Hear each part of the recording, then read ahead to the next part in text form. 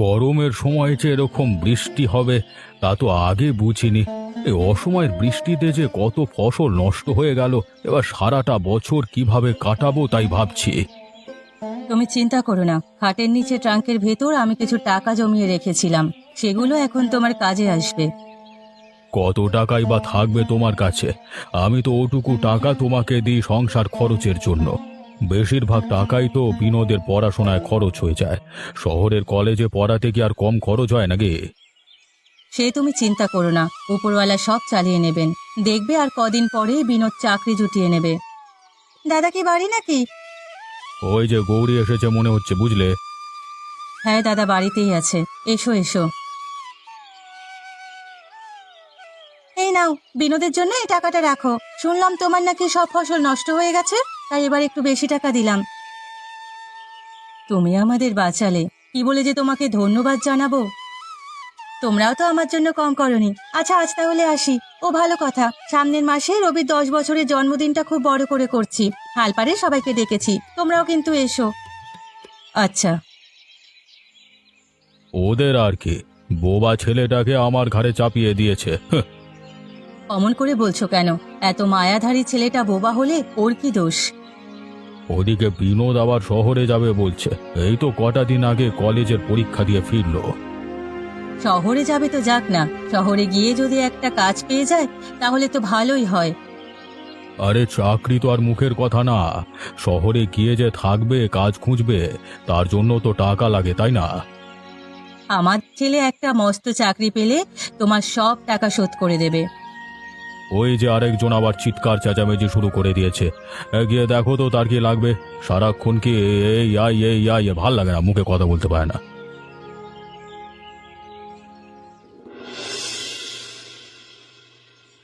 বাবা, আমি শহরে যাব। শহরে পড়াশোনা করলাম, এবার একটা চাকরিও তো করতে হবে। চাকরির কোনো খবর আছে নাকি? আমার এক বন্ধু ওর অফিসে কথা বলে রেখেছে, গিয়ে ইন্টারভিউ দিতে হবে, তারপরে মনে হয় কাজটা হয়ে যাবে। আর যদি না হয় তখন? শহরে কি আর কাজের অভাব নাকি?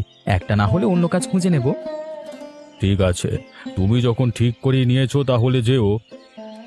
বাবা, আমার কিছু টাকা লাগবে। এমনিতেই ফসল নষ্ট হওয়ায় অনেক টাকা ধার হয়ে গেছে। এখন আমি টাকা কোত্থেকে দেব? কেন, পিসি তোমাকে যে টাকাগুলো দিয়েছে সেখান থেকে দাও। ওটা ভবানীর ওষুধের টাকা। আর ওষুধ? তুমি ওকে কত ওষুধ দাও আমি সব জানি। বিনোদ, সব ব্যাপারে কথা বলবে না। তুমি ভুলে যেও না, এখনো পর্যন্ত আমি তোমার সব ইচ্ছে পূরণ করেছি। কোথা থেকে করেছি, কিভাবে করেছি, সেটা একমাত্র আমিই জানি। রাগ করছো কেন বাবা? আমি চাকরি পেলে তোমাকে আর কোনো চিন্তাই করতে হবে না। আমি আগে তোমাকে একটা পাকা বাড়ি বানিয়ে দেব। সে তো আমি জানি। তুমি হলে আমার হীরের টুকরো ছেলে। এই নাও, এখানে 1,000-5 টাকা আছে। আপাতত এটা দিয়ে কাজ চালাও। এটাই অনেক। একবার আমি চাকরিটা পেয়ে যাই, দেখবে তোমার আর কোনো কষ্ট থাকবে না। সে তো আমি জানি। আমি মাঠের দিকে যাচ্ছি, কেমন? মায়ের শরীরটা ভালো নেই, জ্বর হয়েছে। ভবানীকে বলবে বাসনপত্র সব পরিষ্কার করে রান্না বান্না সব যেন করে রাখে। সে কি, মায়ের জ্বর? আমি এক্ষুনি মায়ের কাছে যাচ্ছি। কপালে জলপট্টি দিলেই ঠিক হয়ে যাবে। হ্যাঁ হ্যাঁ, যাও, মায়ের কাছে গিয়ে বসো, যাও।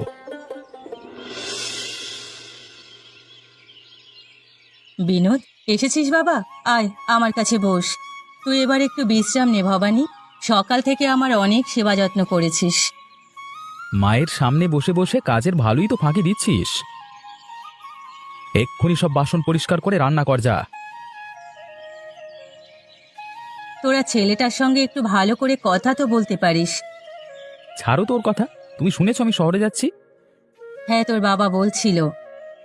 তোমার মাথায় একটু জলপট্টি দিয়ে দিই। না রে বাবা, ভবানী অনেকক্ষণ ধরে জল পড়তে দিয়েছে। তুই বরং আমার কাছে একটু বস। মা, একটা কথা বলবো? হ্যাঁ বল না।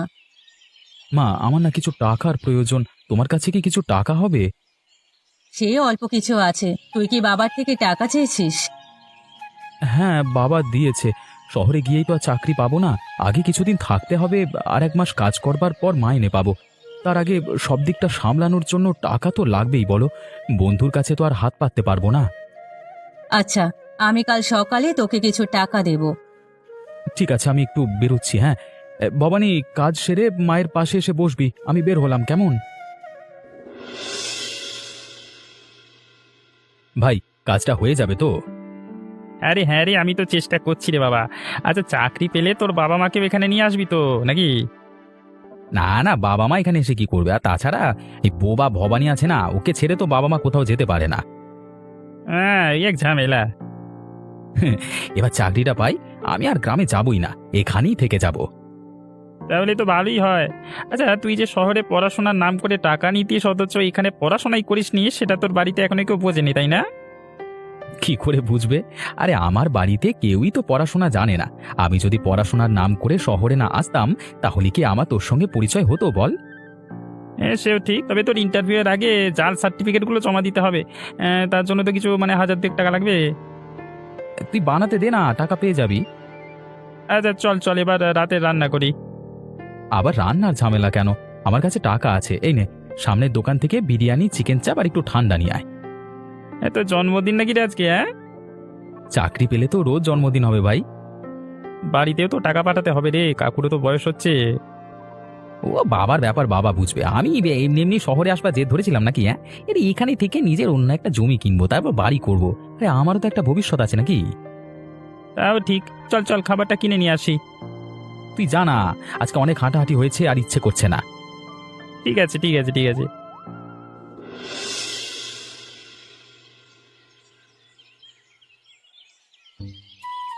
কাকু, তুমি না 100টা লজেন্স বের করে রাখো, আমি পুকুরে একটা ডুব দিয়ে আসছি।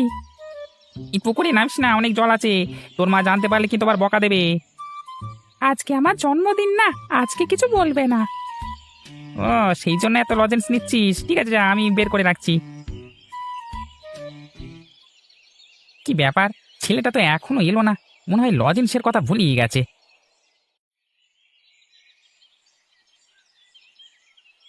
নিরাইদা, রবি কি এখানে এসেছিল? অনেকক্ষণ আগে লজেন্স কিনবে বলে বাড়ি থেকে বেরিয়েছে, এখনো বাড়ি ফেরেনি। ওর মা তো কান্নাকাটি শুরু করে দিয়েছে। কোথায় গেল যে ছেলেটা? হ্যাঁ হ্যাঁ, ও তো অনেকক্ষণ আগে আমার দোকানে এসে বললো তুমি 100টা লজেন্স বের করে রাখো, আমি এক্ষুনি আসছি। তারপরে অবশ্য তারপরে কি? না মানে, তারপরে দেখলাম পুকুরের দিকে এগিয়ে গেল। আমি তাই ভাবছিলাম যে এতক্ষণ তো হয়ে গেল, এখনো তো লজেন্স নিতে আসলো না। হায় ভগবান, তুমি আমার প্রাণের চেয়ে প্রিয় ছেলেটাকে কেন কেড়ে নিলে? কত বছর অপেক্ষার পর আমি ওকে পেয়েছিলাম, তুমি এভাবে আমার রবিকে কেড়ে নিলে। তুমি কেঁদো না, ভবানী তো এখন নয়, ওকে আঁকড়েই ধরে থাকো। তুমি চাইলে ওকে তোমার কাছে রাখতে পারো। ভবানী, আয় আমার কাছে বস। আমি তোর প্রতি অনেক অন্যায় করেছি, ভগবান আমাকে সেই শাস্তি দিল বোধহয়। আমি আর তোকে দূরে সরিয়ে রাখবো না, তুই এবার থেকে আমার কাছেই থাকবি। আমার ছেলের পরিচয়ে যে যা বলে বলুক, আমি তোকে নিয়ে আর কখনো লজ্জা পাবো না। তুই এখন আমার একমাত্র সম্বল।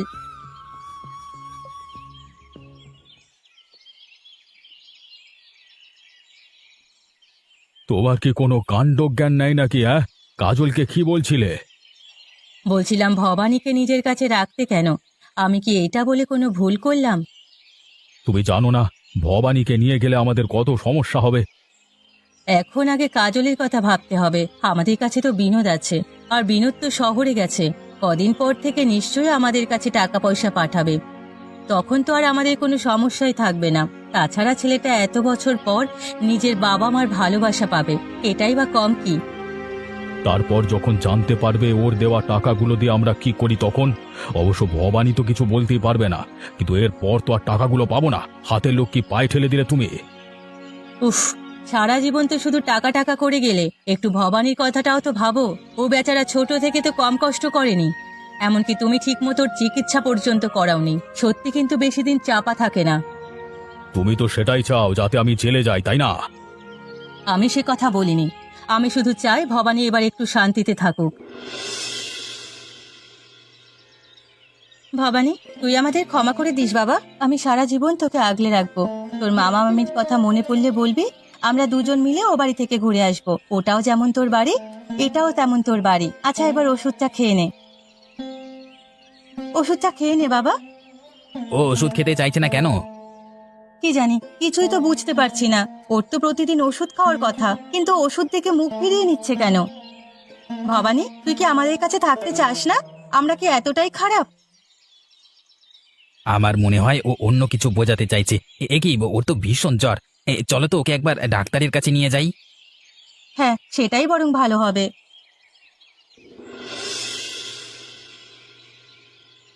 দাদা, দাদা। কি হয়েছে কাজল? ভবানী ঠিক আছে তো? তোমরা কবে থেকে ভবানীর জন্য চিন্তা করছো বলো তো? তুমি কি বলছো আমি তো কিছুই বুঝতে পারছি না। দাদাকে ডাকো, দাদার সামনেই সব কথা হবে। কি হয়েছে, এত আওয়াজ কিসের? ভবানী কি কি ওষুধ খায় আমাকে বুঝিয়ে দাও। কোথায় আছে খুঁজতে হবে। আমি ডাক্তারের কাছে গেছিলাম, ভবানী কিছুতেই ওষুধ খেতে চাইছে না। তোমরা তো ওকে কোনোদিনও ওষুধ দাওনি। এখন এত দরদ কিসের? যখন বোবা ছেলে বলে আমার কাছে দিয়ে গিয়েছিলিস তখন এত ভালোবাসা কোথায় ছিল? আমি ওর জন্ম থেকে আজ পর্যন্ত প্রতি মাসে তোমাকে ওর খরচের জন্য এতগুলো করে টাকা পাঠাতাম, সেগুলো দিয়ে কি করেছো? ওর শরীরের বিভিন্ন জায়গায় দাগ। তুমি যে ওকে মারধর করতে সেটা আমি বুঝে গেছি। তোমাকে আমি জেলে দেব। তোর এত বড় সাহস, তুই আমাকে জেলে দিবি? দেখি তুই কি করতে পারিস। যা হওয়ার হয়ে গেছে, সেসব কথা ভুলে যাও কাজল। আমি তোমার দাদার ভুলের জন্য তোমার কাছে ক্ষমা চাইছি। ক্ষমা? একটা ছেলে যে কথা বলতে পারে না তাকে তোমরা দিনের পর দিন অত্যাচার করেছো, চিকিৎসা বন্ধ করে ওর টাকায় নিজের ছেলেকে ভালো মানুষ করেছো। তোমাদের এত সহজে ক্ষমা করে দেব? চিকিৎসা করাইনি ঠিকই, কিন্তু বেঁচে তো আছে। আমি থানায় যাচ্ছি। শাস্তি না পেলে তুমি বুঝবে না যে তুমি কত বড় অন্যায় করেছো। দাঁড়াও কাজল, যেও না, আমার কথাটা শুনে যাও। যা যা, আমিও দেখে আমাকে কিভাবে জেল কাটাস। ছোট থেকে ভবানীকে বড় করলাম, কই তখন তো একবারও ভবানীকে নিজের কাছে নিয়ে রাখিসনি। এখন যত কথা। এ কি, তোমার চোখ মুখ এমন লাগছে কেন? জানি না, শরীরটা খারাপ লাগছে। নিতাইকে গিয়ে বলো শহরে গিয়ে বিনোদকে নিয়ে আসতে। আবার আবার শরীরটা একদমই মানে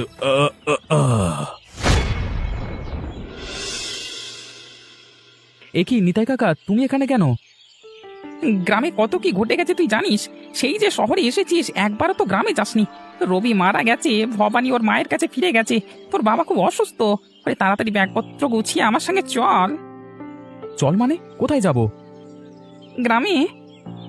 হুট করে বললি তো আর যাওয়া যায় না। কদিন পরে যাব, এখন তুমি একাই ফিরে যাও। সে কি রে, তোর বাবা অসুস্থ, তুই যাবি না? তোমরা তো আছো। সে আছি, কিন্তু তুই কেমন ছেলে রে? তোর বাবা তোর নামে কত প্রশংসা করে, আর তুই কিনা বাবার অসুস্থতার কথা শুনেও যেতে চাইছিস না। এই যাও তো এখান থেকে, এখানে আমার অনেক কাজ আছে। গ্রামের কুটকচালি নিয়ে পড়ে থাকলে হবে না।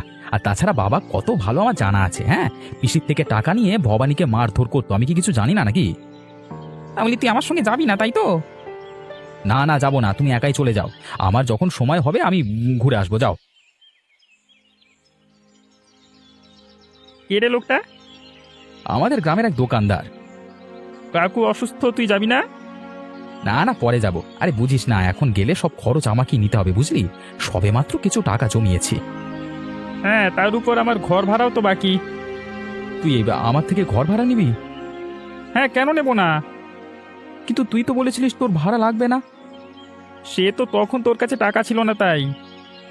বাহ, ভালোই ব্যবসা বল। তোর এই ছোট্ট নোংরা ঘরে আমাকে রেখে এখন ভাড়া উসুল করবি?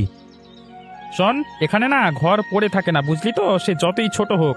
আর হ্যাঁ, ভুলে যাস না, তুই কিন্তু আমার জন্য চাকরিটা পেয়েছিস, তাই আমার সাথে ঝামেলা করিস না। কি করবি তুই? আমার কাজটা কেড়ে নিবি? আমি নিজের ক্ষমতায় কাজ করছি। এখানে কাজ গেলে আমি আবার অন্য কাজ খুঁজে নেব।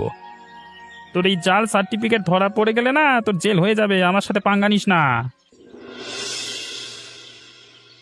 এখন জাল সার্টিফিকেটের বাহানায় আমার কাজটা কেড়ে নিলি, আর আমাকে জাল সার্টিফিকেটের আইডিয়া কে দিয়েছিল? হ্যাঁ, তোর মতো ফেলটুসকে কাজ খুঁজে দেওয়ার জন্য আর কোনো উপায় ছিল না, তো তুই বরং গ্রামেই চলে যা।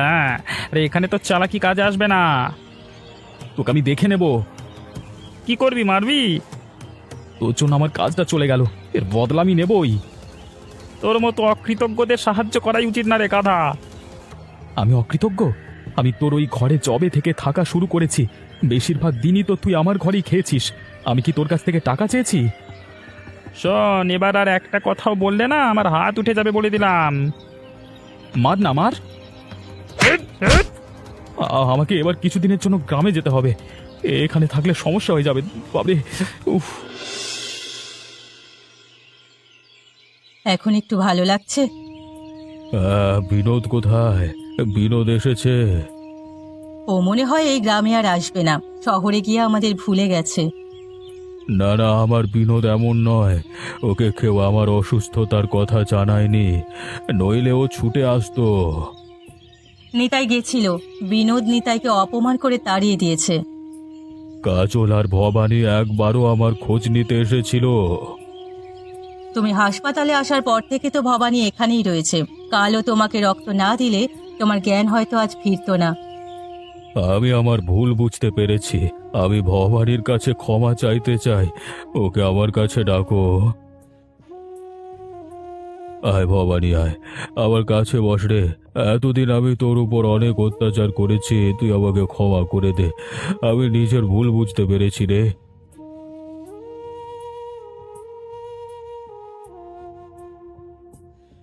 ওই তো বিনোদ এসেছে। আমি জানতাম ও ঠিক আসবে। তোর বাবা কবে থেকে তোর মুখটা দেখার জন্য ছটপট করছে। এই তো আমি এসে গেছি বাবা। মা, আমি বাবার সঙ্গে একটু একা কথা বলতে চাই। ভবানী, চল, তুই কিছু খেয়ে নিবি, কাল থেকে না খেয়ে আছিস। কি বলবি বল। বাবা, আমার ডাক্তারের সঙ্গে কথা হয়েছে, কালকে তুমি বাড়ি যেতে পারবে। আমি তোমার পাশে থাকবো বলে চাকরিটা ছেড়ে দিয়েছি। তবে হ্যাঁ, তার জন্য আমার কাজের জায়গায় একটা চিঠি লিখে জমা দিতে হবে। এখানে তোমার সই লাগবে। তোমার আঙুলটা একটু দাও তো। চাকরিটা ছেড়ে দিলি কেন রে? কয়েকদিনের জন্য ছুটি নিয়ে আসতে পারতিস তো। সবকিছু এত সোজা না বাবা। নিতাই কাকা গেছিল, কিন্তু তখন কাজের এত চাপ ছিল যে আমি আসতে পারিনি। তুমি আমাকে ভুল বোঝো না। আপাতত আমি আমি আমাদের জমিতে চাষ করব। তারপর কিছুদিন পর তুমি সুস্থ হলে আবার শহরে যাব। ঠিক আছে।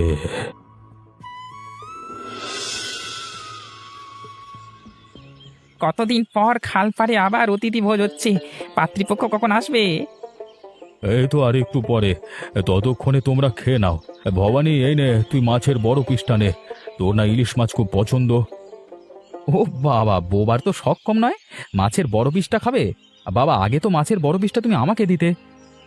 ও সম্পর্কে তোর দাদা হয়, ওর সঙ্গে এইভাবে কথা বলবে না। ও মা, আমি কদিন ছিলাম না, ভালোবাসা একেবারে উপচে পড়ছে দেখছি। তা পিসির টাকা যে নয় ছেক করতে, সেটা পিসিকে বলবো? বিনোদ, মুখ সামলে কথা বলো। শোনো, আমাকে বেশি শেখাতে এসো না, ঠিক আছে? বেশি কথা বললে না তোমাদের এই বাড়ি থেকে বের করে দেবো। আর এসব পাত্রীপক্ষ, ওই নাটকগিরি, মানে তুমি যা ডেকেছ, আমি এসব বিয়ে করবো না এখন। যাও, কি করবে দেখানো, যাও। তোর এত বড় সাহস যে তুমি এখন আমার সিদ্ধান্তকে অবজ্ঞা করবে? শোনো বাবা, আমি কোনোদিন তোমার কথা শুনিনি আর শুনবো না, ঠিক আছে? আমি শহরে যেতাম ঠিকই, তবে পড়াশোনা করতে নয়, ঘুরতে। আমি ফেল করবার পর থেকে আর কলেজ যাইনি। ও হ্যাঁ, আমি না চাকরিটা ছাড়িনি, ওরা আমাকে তাড়িয়ে দিয়েছে। আর এটা না এখন আমার বাড়ি হয়ে গেছে, মানে তোমার বাড়িটা আমার হয়ে গেছে। আমার যাই ইচ্ছা আমি তাই করবো। তোমরা কেউ আমাকে বাধা দিতে পারবে না। আরে আমি ভবানী নই যে চুপ করে থাকবো। বোবা, বোবা। মানে মানে মনে আছে? আরে হাসপাতালে তোমার থেকে ওই টিপসই নিয়েছিলাম। ওরে দলিলে, একটু বাড়িটা এখন আমার। বুদ্ধি বুদ্ধি। সত্যি বিনোদ, সবাই ঠিকই বলে। আমরা তোকে ভালোভাবে মানুষ করতে পারিনি, দোষটা আমাদের। সেই জন্যই তো এই বুড়ো বয়সে আমাদের নিজের বাড়ি থেকেই তাড়িয়ে দেওয়া হচ্ছে। হ্যাঁ হ্যাঁ, তোমার এই ভবানীর কাছেই যাও। যত সব দাও এখান থেকে। কি দাদা, তুমি কাঁদছো কেন? কি হয়েছে? বিনোদ কৌশলে আমার কাছ থেকে বাড়িটা নিয়ে নিয়েছে কাজল। আমাদের এবার পথে বসতে হবে। ছেলেটাকে এত ভালোবেসে মানুষ করলাম, আর আমাদের এভাবে ঠকালো। সবই আমার পাপের শাস্তি। আমিও তো ভবানীর উপর কম অত্যাচার করিনি। এখন আমার নিজের ছেলে আমাকে বাড়ি ছাড়া করলো। এই ওসব কথা এখন থাক না, আমি তো আছি। আমি থাকতে তোমরা কেন পথে বসবে? তোমরা আজ থেকে আমাদের সঙ্গে থাকবে। আমি জানি দাদা, তুমি অনেক ভুল করেছো, তবে বৌদি কিন্তু ভবানীকে মায়ের মতনই ভালোবাসা দিয়েছে। ভবানীও কিন্তু তোমাদেরকে অনেক ভালোবাসে, তুমি মন খারাপ করো না। সত্যি ভবানীর মতো ছেলে পাওয়া ভাগ্যের ব্যাপার। আর অনেক পাপ করলে বিনোদের মতো ছেলে হয়, যার প্রত্যেকটা স্বপ্ন পূরণ করবার জন্য এত কিছু করলাম। সে এভাবে আমায় নিরাশ করবে আমি কোনো দিন ভাবিনি। কষ্টে আমার বুকটা ফেটে যাচ্ছে। সবার কাছে বিনোদের নামে কত প্রশংসা করেছি, এখন সারা পাড়ার লোক আমার উপর হাসছে গো। কি আর করবে বলো? আমাদের এই জন্মের পাপের শাস্তি ভগবান আমাদের এই জন্মেই দিয়ে দেয়। তোমরা ঘরে